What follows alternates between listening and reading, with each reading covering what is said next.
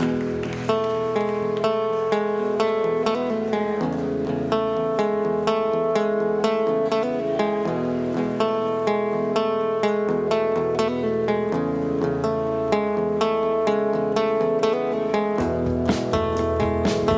what, Devin, before we start, would you mind grabbing that glass of water for me? I'm just really thirsty. Oh, absolutely, absolutely. Wait. What? What the hell was that? What? That I just grabbed for the. That water. was a Sieg Heil. It was a Nazi salute. That was very clear. What the hell were you doing? I cannot thought believe I was this. just grabbing for water. I didn't think I was gonna. I think anyone watching this could see that was clearly a Nazi salute. Now everything's gonna be a Sieg Heil. This is Sieg Heil. Yeah, Sieg Heil is there. Yeah. I mean, this is so preposterous. This whole thing with Elon Musk. It's such a great example of how they only see the one moment in time, right? They can't see anything in context before or after. We talk about this all the time. But anyway, I want to start because there's so many things to talk about today. I just want you to know that I think it's confession time. Yeah. Yes. I personally voted for Trump so I can see more of Ivanka Trump. Is that wrong? Is that shallow of me? That's not a bad thing. I think she's very, very pretty. Yeah. Okay. I'm not shy about saying that. Hey, don't tell me that she's married to that brilliant guy, Jared, whatever. Yeah. Just don't. I don't want to hear obstacles from you, Devin. Okay. It's amazing stuff. Washington Post is now attempting to rebrand after major dysfunction in the newsroom. Why is that, pray tell? It's like the wife has told you that she's going to divorce you, right? Yeah. And it appears all of a sudden to you as the husband. Now you as the husband, you're doing whatever you can to get her back. Right.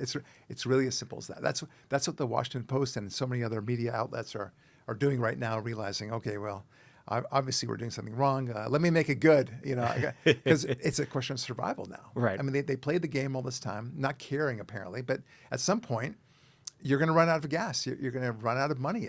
I see this all the time with a lot of people who end up declaring bankruptcy because they spend like there's no tomorrow, and then tomorrow does come. Right. And they discover there's nothing in their bank, and they owe a lot of money. Yeah.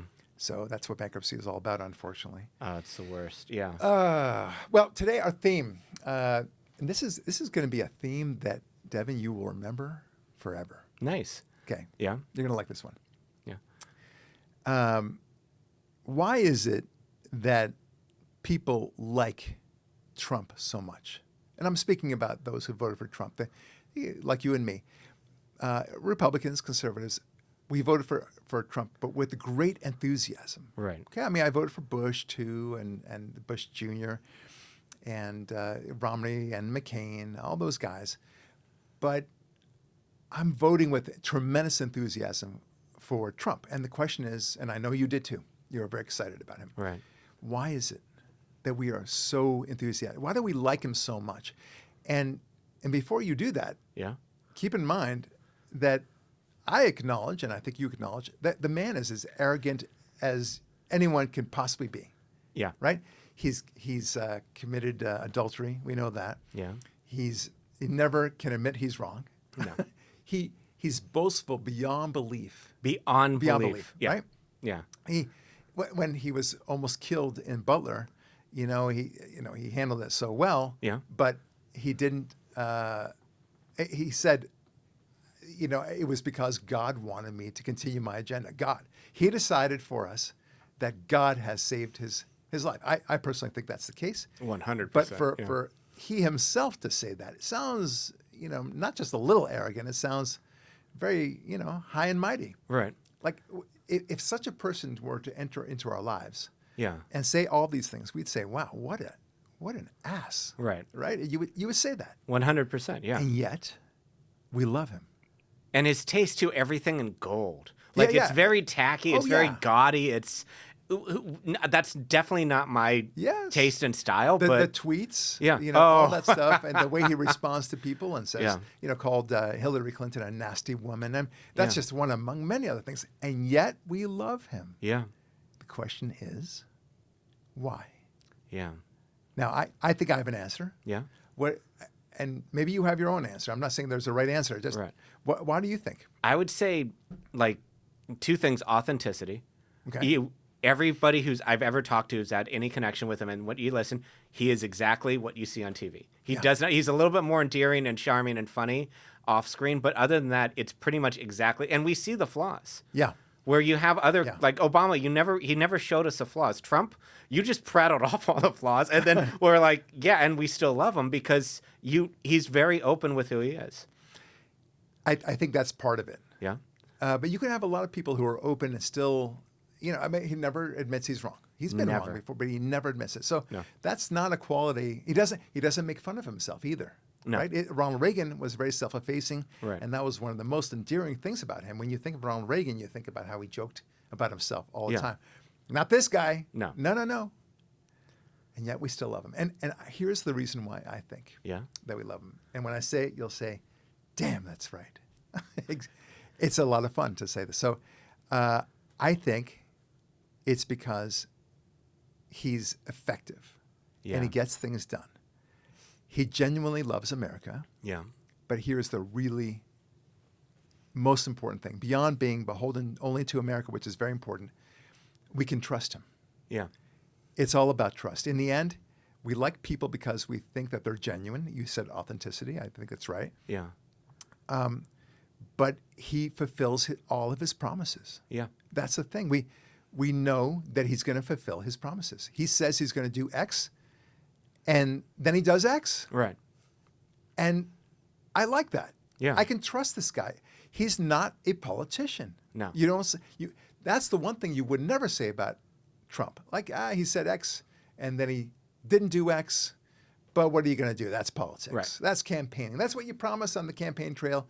No, this guy, when he says he's going to do X, Y, or Z, he does X, Y, and Z. Yeah. And I knew something special, that there was something special about him back in 2016 when he announced during the campaign that he's going to move the embassy from Tel Aviv to Jerusalem. Yeah. And I thought, okay, that's great, wonderful. But, this is what all the campaigning has ever done, both the Republican and Democrat, starting from Reagan. Wow. And they said it, then they became president, and guess what? They didn't do it. Yeah. Because, after further evaluation, it might get too violent there, and it's just not, it's not what we want to have as our first priority right now. And so Reagan said it, Bush said it, Clinton said it, everyone down the line. Yeah. And then Bush, the second, Bush Jr., then Obama, everyone said it.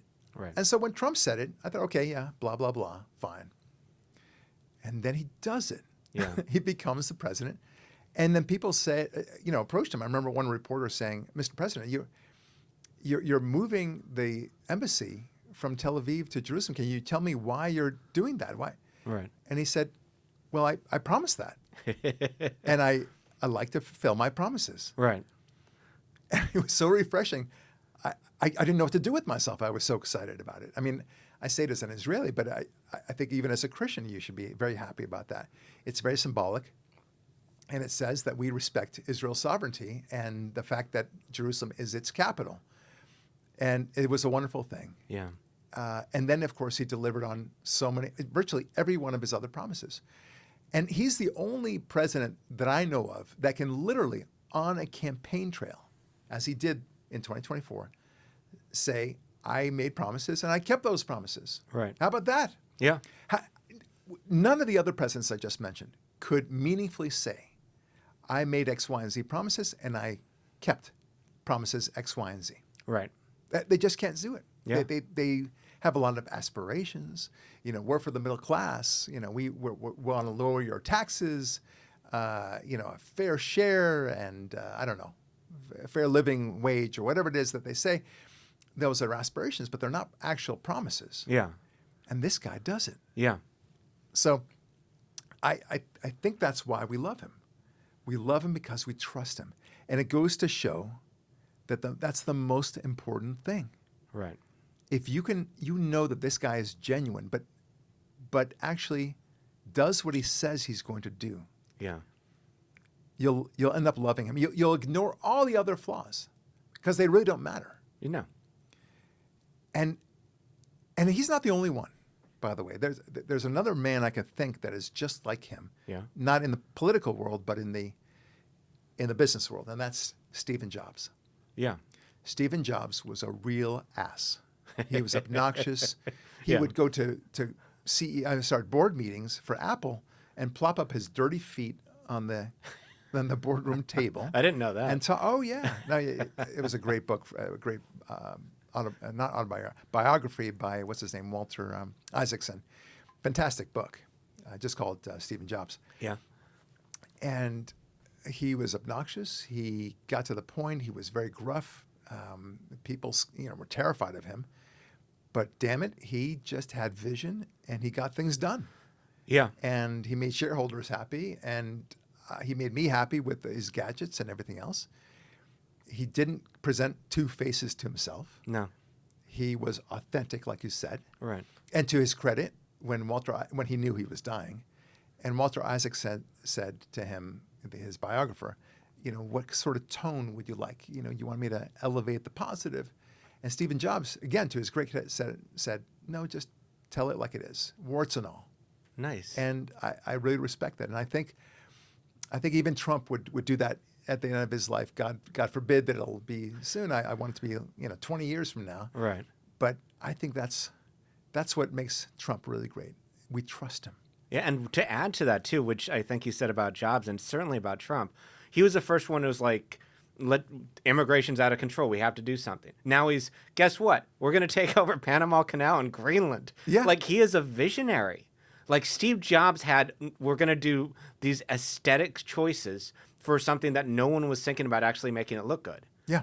Elon Musk is the same way. Let's make a battery car actually look awesome. Right. So you want it just on how it looks.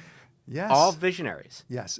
Visionaries. And it's a good way of putting it, but they actually execute on it. Yeah. And so when you and I were voting for Trump, we were voting not for hopes and aspirations and a general kind of flavor of conservatism and hoping that he'll push our cause. But if he doesn't make it, well, then he doesn't make it. But at least he pushed for it. Right. He's not pushing for the leftist cause, and that's important too. So I would still vote for Bush against Clinton. I would still vote for Bush against Gore, and so on. But you vote for these guys, and then you hope for the best. Just who knows what's going to happen with Trump?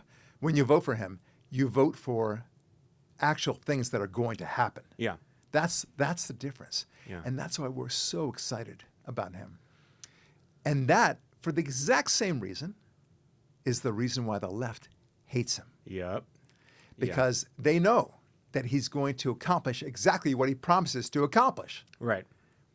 That's the reason why. 100%. All that hate is because they know the future with Trump. He's going to do it. Yep. If you make prices lower, you can no longer campaign on making prices lower. Yeah. If you solve the immigration, you cannot campaign on immigration. Climate change, the same thing, if it really existed. Yeah. If it really existed. I like that little throw in there. Look, I mean, here you have people already talking about the resistance. And one of them right away, of course, is from your girlfriend, Alexandria Ocasio-Cortez. She's spicy, but she's spicy, but yeah. You just gotta love her. Yeah. All right, so here she's, after Trump announced that he's going to do the executive orders, including the birthright, trying to get rid of that, she has some thoughts about it, and she does. Here you go. And one of the most simple things that we can do is just not comply. Today, the Trump administration, and also last night, the Trump administration signed a bunch of illegal executive orders.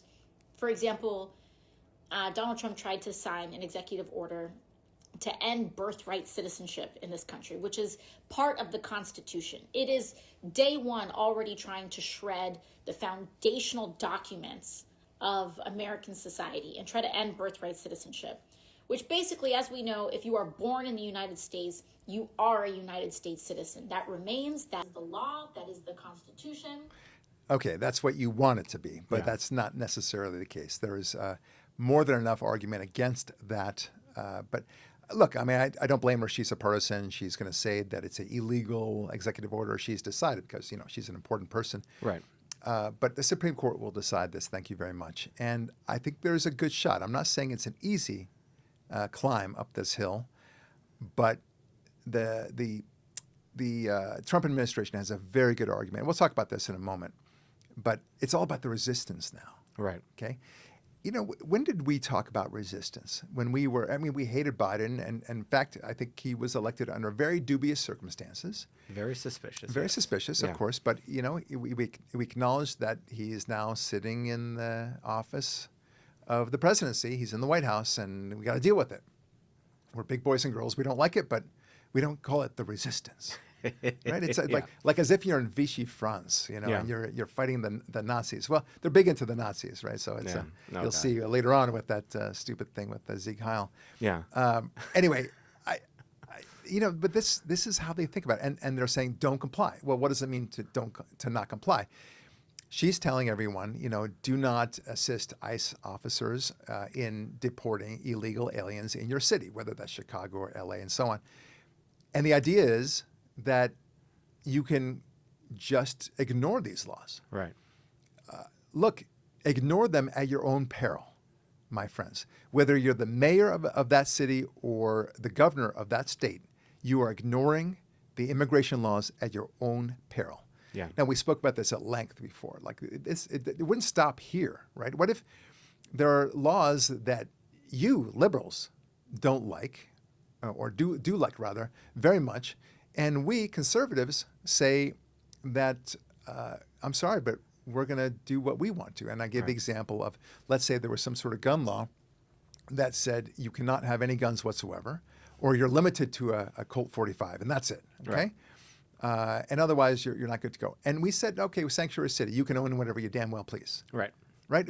You would be up in arms about that. This is a violation of the law. Right. Never mind that we can say that it's violation of the Second Amendment. Yeah. And shredding the Constitution, to use her own terms. And then, of course, you can apply it to minimum wage. You can apply it to abortion. You can apply it to everything that we love and hold dear. We can say, hey, you know what? We're not paying taxes. This is a sanctuary state that refuses to pay more than 15% taxes to the federal government. How about that? Yeah. Okay? Come and get us. Yeah. Do they even think past their one issue way of thinking?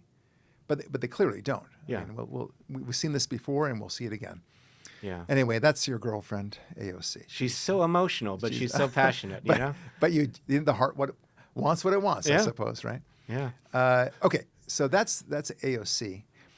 The inauguration was really remarkable. I loved it. I thought there were fantastic points in the speech.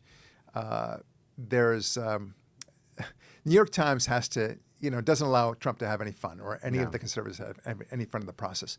So they write, much as they did 8 years ago when he decried, quote, American carnage, unquote, in his address, he painted a grim portrait of a country on its knees that only he can revive. But even more than in 2017, he largely dispensed with lofty themes and the broad unifying strokes favored by most presidents in their inaugural addresses, and outlined a series of often divisive policies. Well, you know what? Good for him. Yeah. Right? I want to know specifics. They're saying, why don't you just be lofty? Why don't you have those aspirational talks?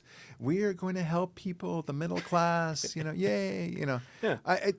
They want platitudes. They are literally saying, why don't we just give us platitudes? Right. But no, he gave 29 minutes in his inaugural speech, which were fantastic. Yeah. He made it very clear we are in decline. Right. But also, contrary to what the New York Times is trying to pull, was very effective in what he was trying to push in terms and what he plans to do. Take a listen. To plant the stars and stripes on the planet Mars.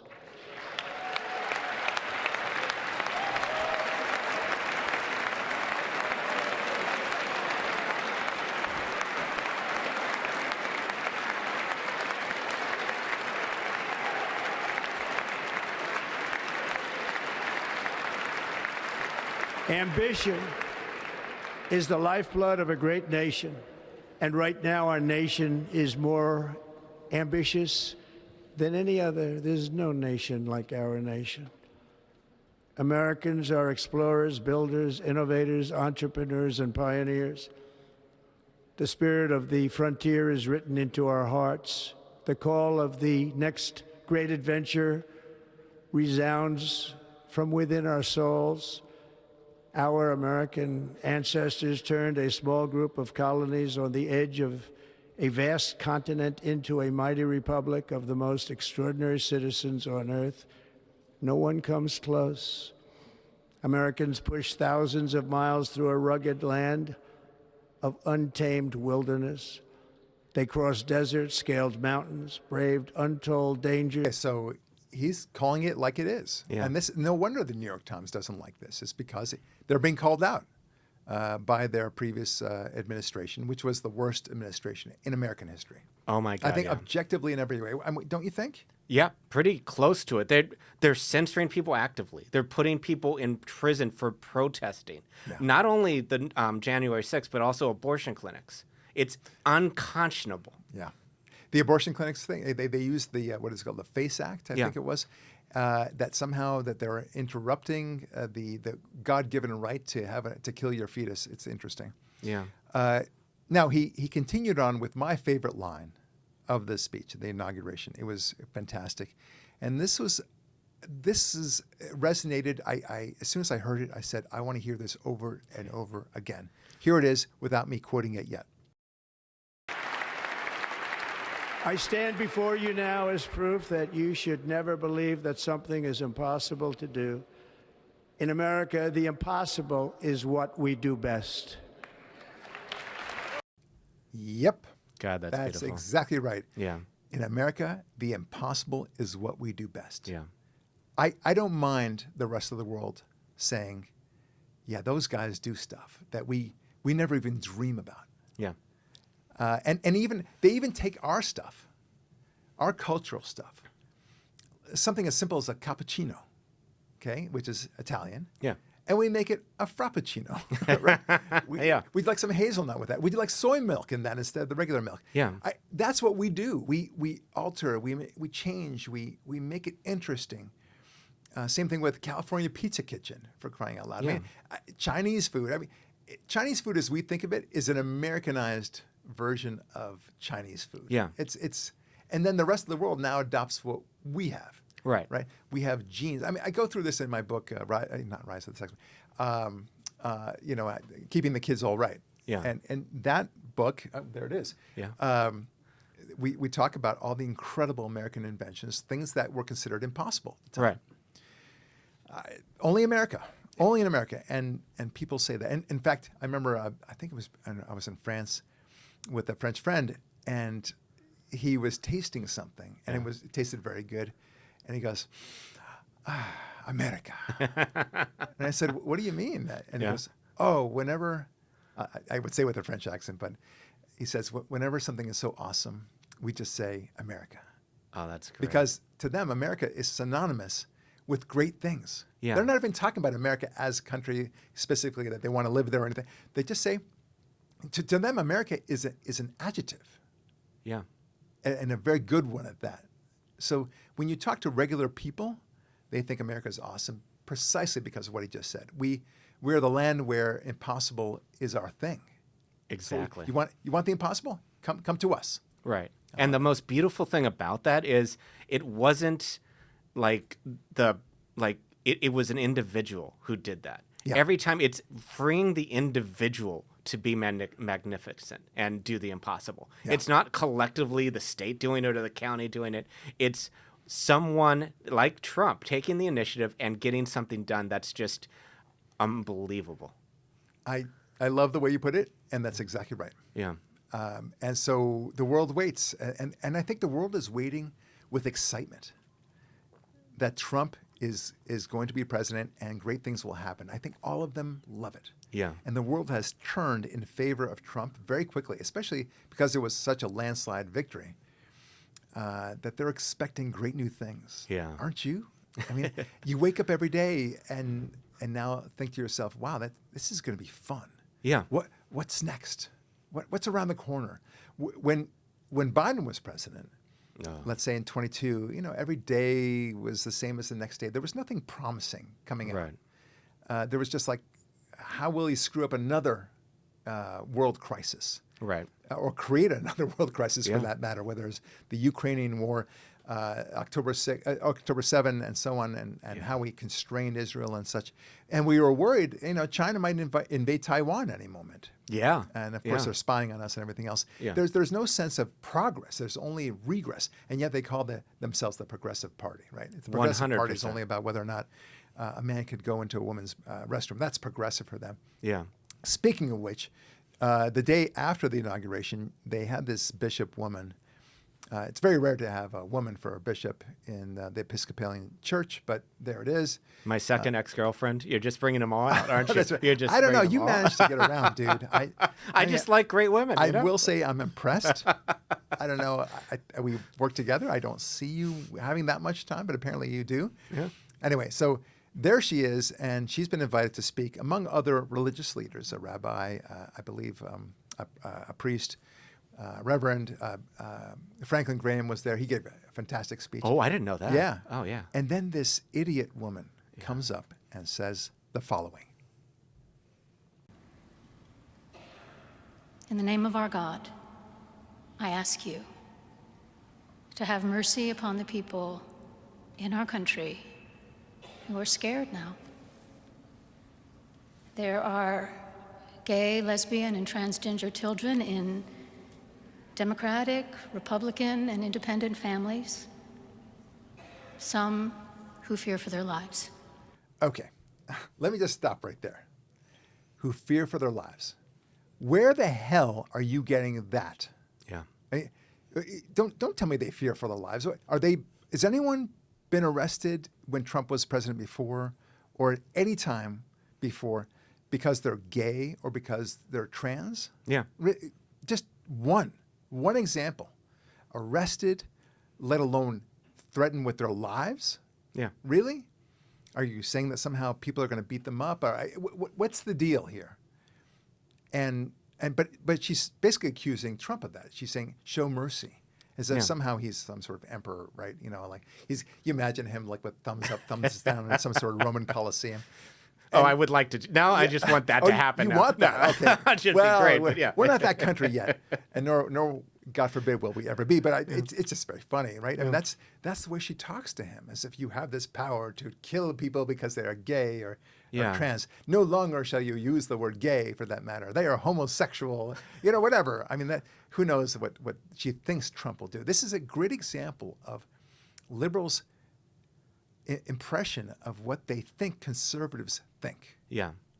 And she's emoting on this very issue. And then she goes to the issue of illegal immigrants. Check this out. And the people who pick our crops and clean our office buildings, who labor in poultry farms and meat packing plants, who wash the dishes after we eat in restaurants and work the night shifts in hospitals, they may not be citizens or have the proper documentation. But the vast majority of immigrants are not criminals. They pay taxes. That's enough of that particular part of it.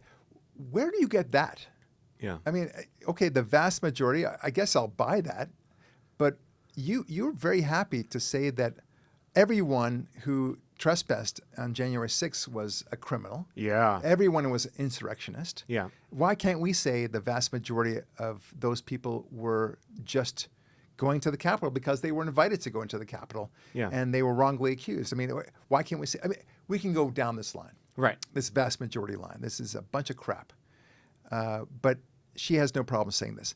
Now, here's the thing. I have a question for everyone. One of the things I would have loved to have seen is somebody jumping up. And I would never have a problem with this. I think it's high time that people did. So what's so wrong about somebody in security, for example, at the nod of Trump, to say, lady, get off the podium right now. Okay? No, thank you. This is not what you're here for. You're not here to make a political speech. We didn't invite you for that purpose. Right. You're sneaking this in. We obviously didn't vet you very well. We should have. But nevertheless, here we are. Get off the frickin' podium right now. What's so wrong about that? Stop right there. I think people need to have that sense. And I've done that before, by the way. When somebody says something crazy at a school speech or something, I'll just get up and say, knock that crap off. Really. I mean, it's not like a holy moment, right? They're not gods. No. They think that because they have a microphone in front of them, now you just have to sit and take it. Like they've got this some sort of like a cocoon around them. It's an invisible cloak, protective thing, a protective bubble. Yeah. That you can't say anything now. No, until I die. No. I'm saying, cut that crap out now. Yeah. And I don't have no problem with booing somebody when you know that they're doing something actively against what the spirit of the day is. Yeah. It's so racist, too, that they're saying, like, not all immigrants, well, the illegal immigrants, by definition, are criminal. What she's trying to say is violent, but then she's being racist. Like, there are plenty of immigrants who are married to the president and the vice president of the United States. Yeah. Good point. Oh, lovely. And here's another point about this. I mean, we talk about this a lot. Message sent, message received. Right. So here she is thinking that she's sending a message and that the message is, we are scared about the intolerance that you're exhibiting, Mr. President, and so on. Okay. The message we're receiving is, you're crazy. Okay. What are you talking about, lady? Yeah. This idea that somehow, that the illegals are they're all mostly peaceful. They're not, criminals at all. In fact, they're fantastic people. They're not only are they paying taxes, as she said, but they're just inventing things right and left. In fact, they just rediscovered the polio vaccine, the second one. Why not? So, I mean, all the time, they have this conflated view of the greatness of illegal immigrants. It's not. No. Okay. There's a huge proportion, and it's not just 1%. It's probably a lot more than 1%, who don't pay their taxes. Yeah. And that's the best of that. A lot of them do a lot of illegal activity. Why? Because they're off the grid. Yeah. When it comes to America.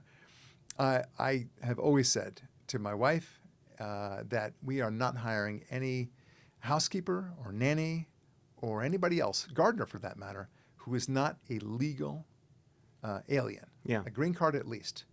Okay? Somebody who has appropriate or a visa, they can work, of course. To the extent they're allowed to work in America, great. Yeah. I don't want anybody who's not allowed to work here for two reasons. One is because it would be hypocritical if I hired somebody at a cheaper cost. Right. Because they're illegal and yet decrying illegal immigration. I mean, I'm not going to speak out of two sides of my mouth. That's one thing.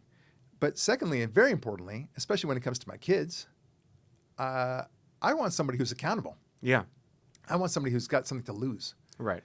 God forbid a housekeeper is taking care of my kids, especially when they were super young, and then something terrible happens to the kids. Yeah. And then they say, oh, okay, I'll just run away. Right. And I come home to a dead kid, or something awful's happened, or a disappeared kid, and I look to the nanny, like, where were you? Right. And she's gone. I can't find her.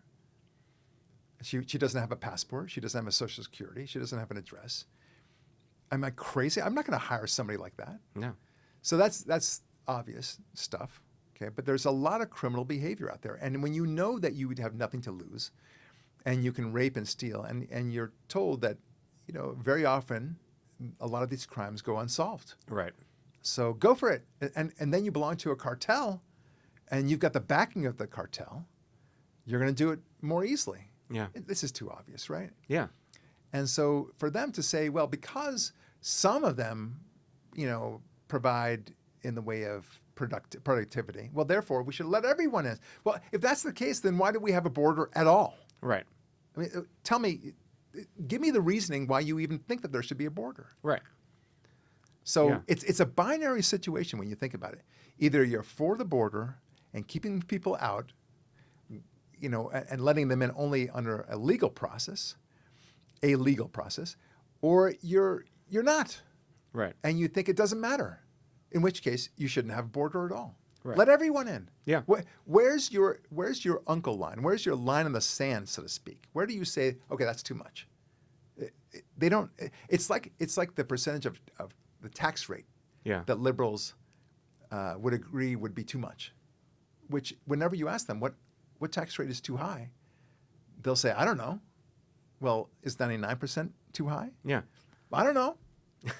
Like Henry Waxman was asked that by Dennis Prager. He said, it was clear it was the first time Henry Waxman was ever asked that, because he was a big tax guy. Right. He thought we should raise taxes. And so Dennis Prager asked him on the show, what is 100% tax rate too high? Right. Thinking that the obvious answer was, yeah, that's too high. And Henry Waxman said, I don't know, maybe.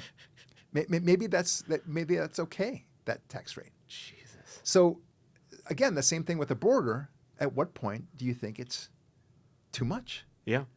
Too many people? I mean, we know there's 20 million that came? No, much more than 20 Easily, million. During the Biden administration. It was something like 7 million per year. Oh, God. So if that's the case, presumably, and you liked Biden and you sought the re-election, so to speak, through Harris, what amount do you think is too much? Right. 50 million, 100 million? Or does it only matter when your daughter is raped by an illegal Mexican? Yeah. Or immigrant of any country, for that matter? Is that when it matters to you? Or when your house is broken into by some sort of cartel that came in illegally? Maybe then. I think that's about it. And the famous expression, a conservative is a liberal who's been mugged, right? Yeah. In this case, a conservative is a liberal who's been raped. Right. Or the house is burned down, and so on. I mean, we've seen this before. Yeah. So this inaugural, this comment from this stupid pastor, in many ways, I mean, I heard this from, I guess it was from Charlie Kirk. Yeah. He said, in hindsight, I think I like the fact that she spoke. Yeah. Yeah. Because it shows how stupid their policies are and how pathetic they are. Yeah. And how they have an anti-America agenda, and they have an anti-common sense agenda as well. So in a way, it's a good thing that this happened, and we're talking about it. But we're certainly not agreeing in any way to the extent that they think the message has not been received the way they think that we've received it. Right. 100%. They think, wow, we got the message out. Woo! It's like, free Palestine now, man. Oh, okay, great. Well, maybe we should free Palestine. No. Right. You just look like an asshole. Yeah. And I think it was a blight on the Episcopalian Church. I hope a lot of them say that she doesn't speak for us. Oh, and a blight on God itself. Be afraid. Yeah. Being afraid is good. You should be afraid. Spreading fear, that's not any religion that's any way respectable. Right. Is to be afraid, because trust in God. God will provide. Two other things that came out of this, and I hope I can remember both of them. One is this idea that they pay taxes. Yeah. They don't pay taxes. No. Of course they don't. If they did pay taxes, they would be legal. Right. Because in order for them to pay taxes, they have to have a Social Security number. How did they get that Social Security number? Yeah. So it presumes an intent to be part of civilization, American society. And what's happening is they get the money. It's usually just cash, whether paid by cash or in a check, or cash itself, and then they send it to Mexico or El Salvador or wherever. Yeah. And it's tax free. Right. So who benefits from that? Nobody. Not in except America. for not in America. And then the other point is about they're doing jobs that Americans otherwise wouldn't do, right? Right. Well, wait a minute. Pause. Rewind. What do you mean by that? So you're okay with paying people far less than the minimum wage that you claim to love. Right. You're not fighting for them to get minimum wage. I've noticed that. Yeah. But you think that they're necessary to pick the crops, take out the garbage, be our gardeners and such like that. Why is that the case? If you go to states like Alaska, you see Alaskans who do the gardening. Yeah. And pick the crops, as it were. There's no crops necessarily the same way in Alaska, but do that kind of work. Right. In Alaska. I see housekeepers there that are residents of Alaska. Yeah. Why? But they don't say this is a job I won't do. Who are you to decide that Americans are not willing to do this? You just say that as if it's a given. Right. In the same way they say, well, the debate is resolved that climate change is happening and it's man-made. And they're all nodding their heads. Like, what? I'm not taking that as a given. I reject that. Right. And I'm rejecting this. Yeah. So, I mean, it's so funny that they push for minimum wage, but because of the minimum wage, that's creating an incentive for employers to seek out illegal workers, Right. so that they can pay $2 an hour. Forget about $15 an hour or $14 an hour, which is just $1 or $2 below their vaunted minimum wage. They want to pay $2 an hour to these people. So you're creating and you claim to say that this is somehow the living wage. This is the only way to live. You're not fighting for these people. No. Bunch of hypocrites. And then it's not even money, too. It's OSHA. It's like you work 12 hours. You don't get a break. You have to do all of these very dangerous, especially like the poultry farms, like Tyson or something like that, where it's you could lose fingers. You could lose your life. Yeah. No human being should work like that. Yeah, they don't care about that. No. No. Let the suckers who are coming in as illegal immigrants have those jobs. Yeah. Those dangerous jobs, too. Yeah. All right, so there's a lot of stuff that came out from the first day in office. I mean, you've heard a lot about this now in terms of his executive orders. He pardoned the 1,600 or so January 6th trespassers and such. Awesome. And people say, oh my gosh, and I was asked this on one of my news segments that I was on, how could you justify this, Mr. Lurie? Yeah. These people who beat up cops and such like that. And they said, first of all, not all of the J6ers are being pardoned. If he did pardon all of them, it would say he's pardoned all of them, which amounts to 1,646 people. Okay, fine. He didn't. Yeah. He pardoned 1,500 of them. Yeah. And he commuted the sentence of some of them Right. as well. And he didn't pardon the rest. Right. So it's a falsity. And presumably the ones he didn't pardon were the ones who did the most egregious stuff that were just beyond the pale. You're right. Got it. If anyone beats up a cop, I think they deserve to spend a lot of time in prison. Yeah. I mean, you and I both. Yeah. The reality is that most of these people spent 4 years in prison. And many of them, not all of them, but many of them didn't even have a trial. Yeah. And some of them were in solitary confinement. It was abusive beyond belief. Yeah. And then you have these people, I don't know if you know this, but he issued the pardon. And of course, everyone's happy about this. But then many of the prisoners were not released. Yes. They were told, they said, suck it up. Right. We don't feel like honoring that pardon. So now we have to go to these people and threaten them with arrest, the actual guards and the prisoner, what do you call the staff? Right. The warden. Yeah. And say, you don't release them this instant, you're going to be arrested, like right away. And they don't care. Yeah. They want to see push coming to shove. But that's the nature of these people. They can't understand that there's a new sheriff in town, and that's the way it works. I mean, as Obama famously said, elections have consequences. Yeah. And you better live up to it. Right. And you don't have to like it. I get that. You can hope for the best in 2028, and for that matter, 2026. Right. And maybe decrease his power by having more Democrats in the House and more Democrats in the Senate. I get it. But that's the system we have. Yeah. So just suck it up, release those J6ers, and hope for the best. Right. They don't do it.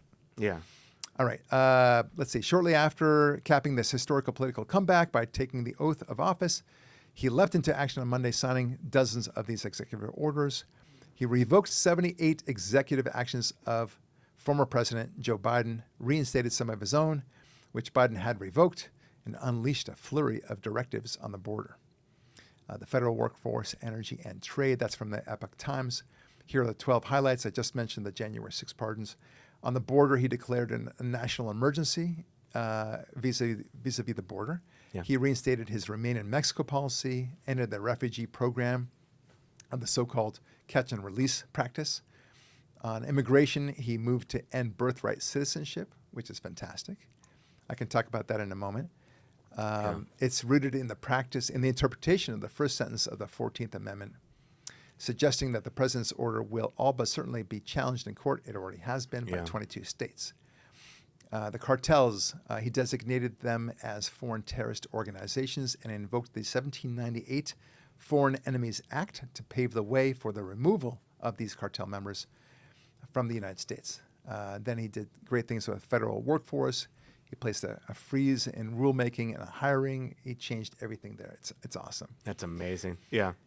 Meanwhile, the Democrats who are still there have been asking, I don't know if you know about this, they're demanding a 32-hour work week, as if they're working so hard. Oh my gosh.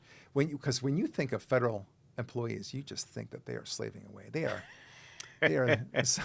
the work that they do is so thankless. Yeah. Oh, and they're working so hard for us. Yeah. Can't they just have a 32-hour work week? No, because you're not working anywhere close to 32 hours, let alone the 40 that you claim to be doing.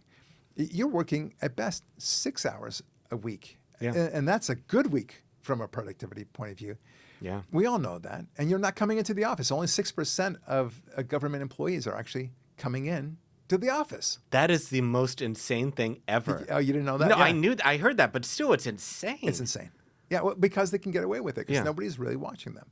Right. That's why government work is awesome. If you're lazy and you don't care about feeling productive in your life and have no motivation in your life and you only want to get money for doing nothing, that's the job to have. Right. Okay.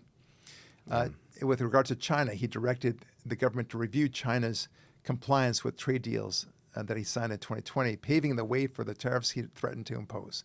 Great. He also directed his administration to investigate trade practices of Canada, Mexico, and China with a focus on trade deficits. Yes, exactly right. Yeah. Look, he knows, as we all know, this is so basic. The world needs America far more than America needs the rest of the world. Right. We literally could act completely on our own and have a thriving economy, be very successful in every way. It's nicer that we have the rest of the world to cooperate with and to have mutual exchange of economies. That's great. But the world has been abusing us. They see this. They see America as this big, huge teat from which to get free goodies. Yeah. And no one's complaining. They have tariffs up the wazoo. And when this new president finally says, enough, you tariff us, we'll tariff you. And then they'll say, oh my gosh, that will just increase inflation, up the wazoo. And we thought you don't like inflation. Right. Okay. No, first of all, it will not cause inflation because all these other countries will back down and they'll say, we don't want the tariffs that you're going to impose on us, and we need you a lot more than us. So you got it, no problem. We'll reduce our tariffs, if not eliminate them completely. That's what's going to happen. There will not be any inflation caused by these tariffs. No. Done. Okay.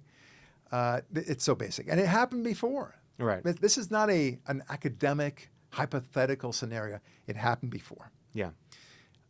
And this is all a good thing. So the tariffs won't work. Now, these are the same people that decried. It didn't say anything about inflation. Didn't seem to give a rat's you-know-what about inflation when it came to cutting off all gas, cutting off the spigot, cutting off the oil pipelines, which were dramatic increases of inflation. Right. Of course. Yeah. Yeah. And they had no problem spending money like drunken sailors and printing money like drunken sailors, although that's an insult to drunken sailors because they can't actually print money. They did this. And printing money causes, guess what? Inflation. Wait, what? Yes. What? You heard it here first on the Buck Larry podcast. Yeah. I'm telling you that it's so funny. Like they can say that they're suddenly concerned about inflation. Yeah. Oh, and man. it's non-existent. It's nonsense. Okay. Yeah. So and then the TikTok thing that you talked about, he's going to now give them a little bit more leeway to get a new buyer. And it's going to happen under his watch. It's going to be awesome. That way, and I think the reason why he did it, honestly, is so that way he can take the credit for changing TikTok. Right. Or saving TikTok. Yeah. As the case may be. Biden cannot. God, that's wonderful. It's just awesome. Yeah. With regard to energy, this is my favorite. He declared a national emergency on energy, loosened restrictions on drilling in Alaska, initiated the reversal of Biden's ban on offshore drilling, which he did just the day before he left office with a schmuck. Oh, God. Yeah. He ordered the repeal of the so-called electric vehicle mandate. No surprise there. Yeah. He's going to open up the Keystone Pipeline. All those things. It's awesome. These are such easy things to do. He makes it so much easier. Right. It's like, I don't know. You for some reason there's, you turn off the spigot and the entire landmass is suffering from drought. It's all brown now. Right. Okay, well, you open up the water, and now it's not brown. And with a couple of days, it starts turning green. Yeah. Yay. That's how basic it is. Yeah. Security clearances. He revoked the security clearances of the 49 former intelligence officials who signed that letter saying that the Hunter Biden laptop, had all the hallmarks of a Russian disinformation campaign. Do you remember that? That is beautiful. Yeah. Totally. It's not like they never expected that. It's awesome. Of course, he pulled us out of the Paris Climate Accord. Yes. He got rid of all the DEI programs. It is awesome. Yeah. And also the affirmative action programs, by the way. All of them are gone. That is so beautiful because they never talk about how hardworking Asian people are the ones who are most discriminated, as well as whites, and they're working so hard. Immigrants themselves, you got to help people out. You can't discriminate. You can't be racist. Yep. Yeah. Yep. I guess that's our side. Yeah. On Israel, he's been fantastic on Israel. He's revoked the sanctions on those Israeli settlers. He repealed, it was Executive Order 14115, lifting the sanctions on certain Israeli settlers in Judea and Samaria, the so-called West Bank, reinforcing the U.S.'s backing of Israel's sovereignty. Let Israel decide who's right and who's wrong in Israel. Yeah. He restored the ICC sanctions, meaning sanctions against the International Criminal Court. That was fantastic because this is a fraud. Yeah. Number 3, he suspended foreign aid to UNRWA and also the Palestinian Liberation Organization, PLO. Yeah. These are monsters, and we're giving them money. What's up with that? That is, It was were insane. giving the PLO money. $3 billion a year. That's a lot of. I would like $3 billion. That's more than you and I make combined in a year. Combined. Yeah, combined. Yeah, maybe even 18 months. That's Think about that. Yeah. Just to give you perspective, right? Yeah. So and now he's turning off the spigot for them, make them suffer their own drought. When Trump did that the first time, that was the end of terrorism. Yeah. For the 4 years, there was virtually no terrorism in Israel because of that. Wow. How do you like that? There was no pay for slay, as they Yeah. said. All right, then he's going to be deporting extreme supporters. Trump authorized the removal of visa holders engaged in pro-Hamas protests, riots, or fundraising on U.S. campuses on those who support hateful ideologies. You're out. Yeah. Get the frig out of here. You can't understand right from wrong when it comes to Israel. Get out. Yeah. Okay, they're our ally. We love them, and you're seeking their destruction. No, you're out. No. Also expanding, this is very important, arms support to Israel. All those restrictions on the advanced weapons sales previously, including 2,000-pound bombs, have been lifted to strengthen Israel's defense capabilities. Yeah. Okay.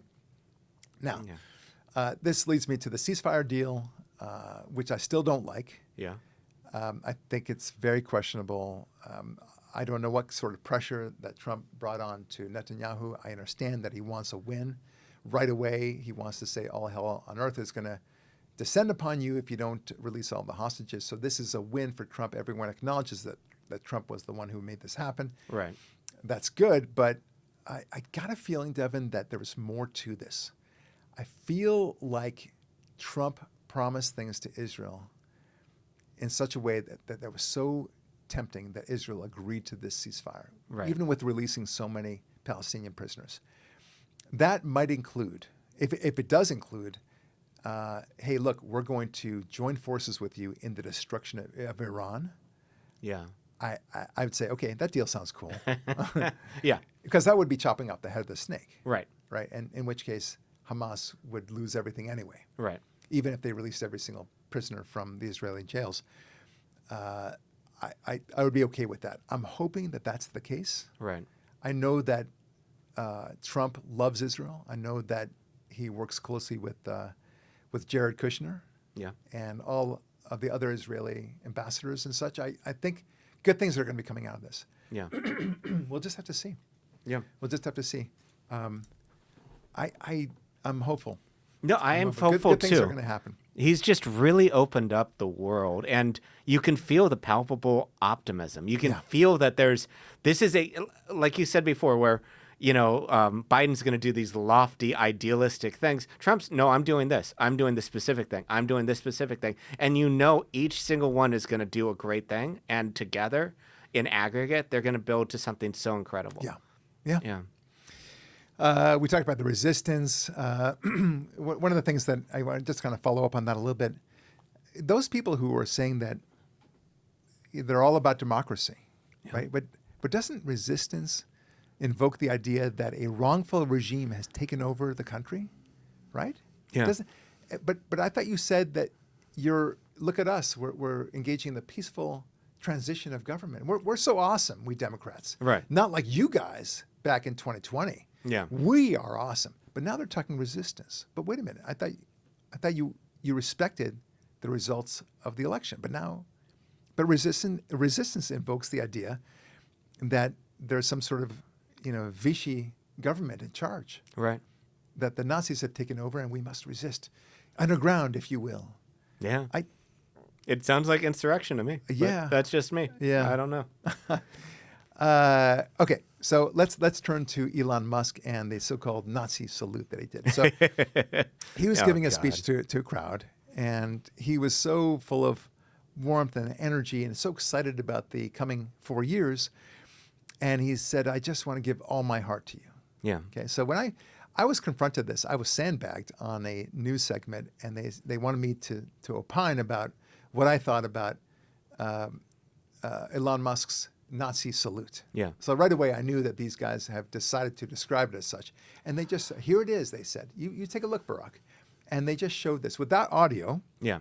And, he's stretching out his hand like that. Oh, there you go. What do you have to say about that? How do you explain that, Mr. Lurie? And so I said, okay, first of all, you're not showing me the audio. Yeah. So I don't know the context of what he's saying. And people are cheering, so something is amiss here. Right. Secondly,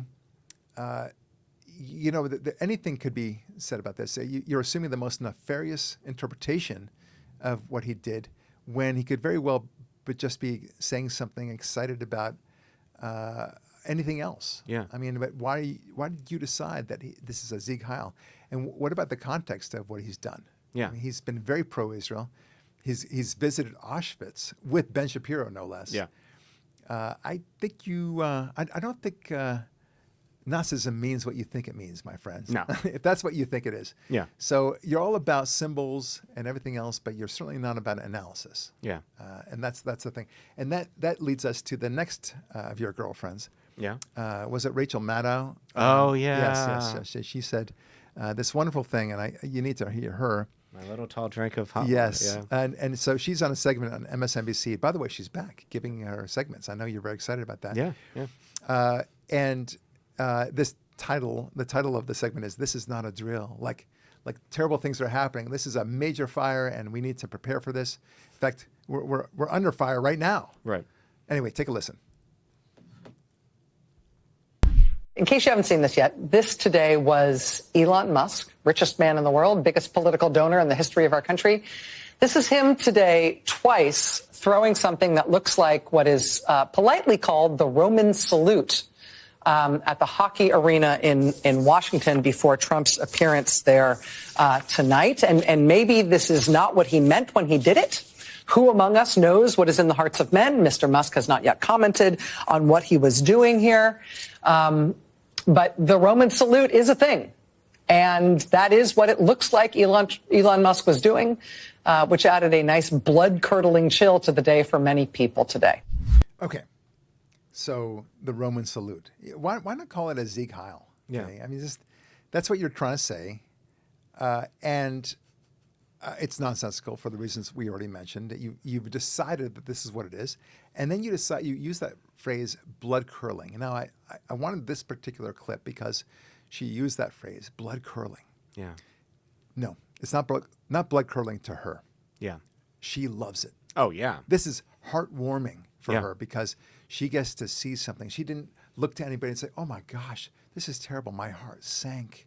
No, it didn't. No. You were thrilled by this. Yeah. Because you got to have a talking point to say that, you see, those Republicans are deep in their hearts. They're Nazis. There it is. Yeah. It's the Roman salute. Right. And I think they love this. They Yeah. love every opportunity to equate Republicans with Nazis. The problem for them is that they've already tried this before. Yeah. This was a campaign talking point that conservatives are Nazis. It didn't work for them. Nobody bought it. It came it was an abject failure of a campaign slogan, a campaign tactic, whatever you want. Just like abortion was an abject failure, racism, and the whole transgender and woke culture movement thing, it failed. Right. The fascism argument failed probably the worst, the most spectacularly. And yet, they seem to be doubling down. They can't seem to really have an issue. They can't really address anything that Trump is doing. They just feel like it's not going to work, and it's going to work poorly, and it's going to hurt trans people, and it's going to hurt illegal aliens who are doing so much for this country. They're just wonderful people. They are this country. They are this country. In fact, didn't your parents 3-4 generations ago, weren't they aliens as well? Once upon a time, yeah, they were legal. Yeah, but yeah, they were aliens. Yeah. No, we just want legal immigration. Thank you very much. It's so hard for them to grasp it. And that is the issue for them. Okay, there's one thing more that I want to capture on this podcast, and you know about the pardons. Yeah.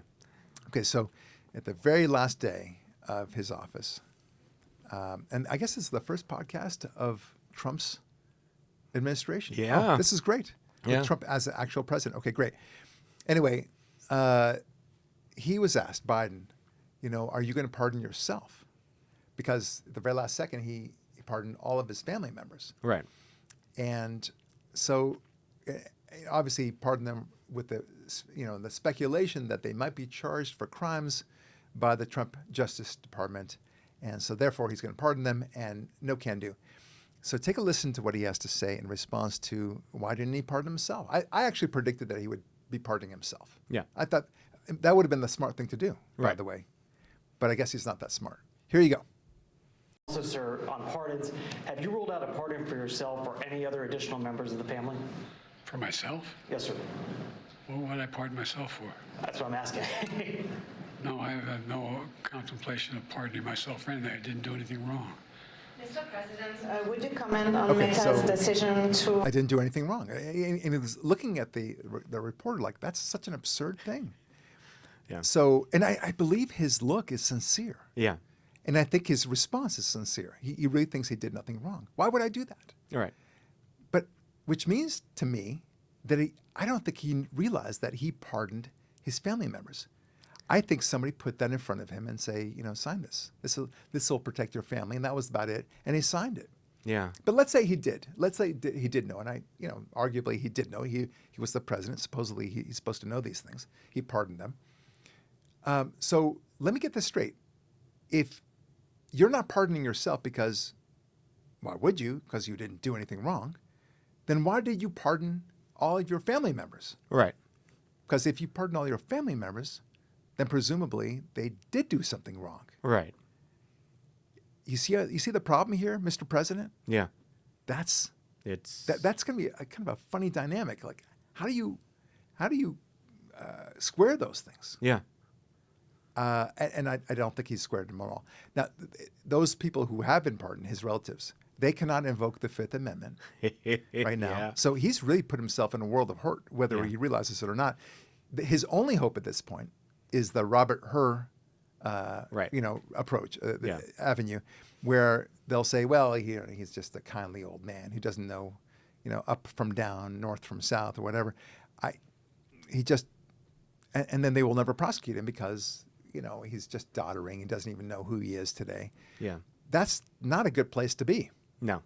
He should have pardoned himself if Yeah. he really wanted out of this. Now, all the arrows, all the targets are on him now. Yeah. And because he's the only one left. Yeah. So they're not going to go after James Biden. They're not going to go after Hunter Biden and so on. And all the other siblings that he had. They're not going to do it. Yeah. It's a big problem. Yeah. And it's all going to come out. And I think that the Justice Department is going to hit him hard. Yeah, I hope so. At the very least, the country needs to know what happened. I mean, I think there's this energy, this demand for justice of what he did. He took money from China. Yeah. I believe he took money from Ukraine and Moscow as well. Yeah. From the mayor of Moscow, I believe. Yeah. And I also believe, this is me, my personal opinion, I believe he's taking money from the cartels. 100%. Yeah. Yeah. I mean, the money it's the only thing that meaningfully explains to me why he would have this massively open border, aside from everyone telling him to do that. But he gets to profit from it too. Right. I think that's what's going on. 100%. Yeah. It would not surprise me. How about we put it that way? Yeah.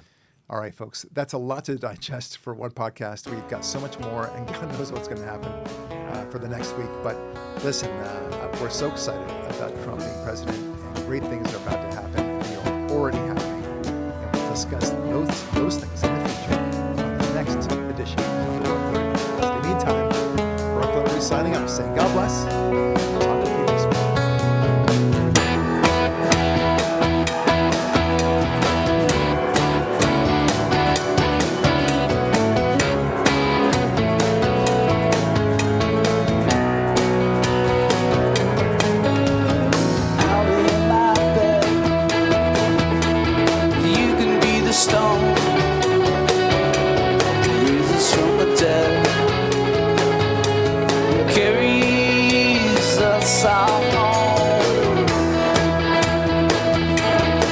There's no blood on my hands.